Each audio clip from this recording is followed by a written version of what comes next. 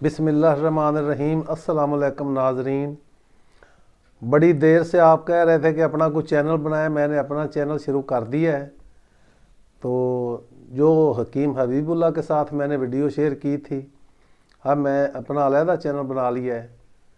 तो नाजरीन इसको सब्सक्राइब करें और देखें। इसके अलावा पत्थरी गुर्दे में हो, मसाने में हो, यूरेटर में हो, इसका हम इलाज करते हैं। 8 दिन के अंदर अंदर पत्थरी खारिज हो जाती है रेत बन के, कोई दर्द वगैरह नहीं होता। दूसरे नंबर पे हम पित्ते की पत्थरी का इलाज करते हैं। सिर्फ एक रात में पित्ते की पत्थरी खारिज हो जाती है, एक रात में। दवाई हम 1 माह खिलाते हैं।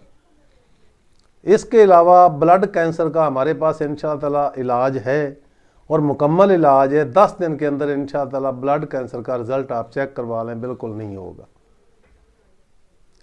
हाँ तो नाजरीन, हमारा व्हाट्सएप नंबर और फ़ोन नंबर स्क्रीन पे आपको नज़र आएगा।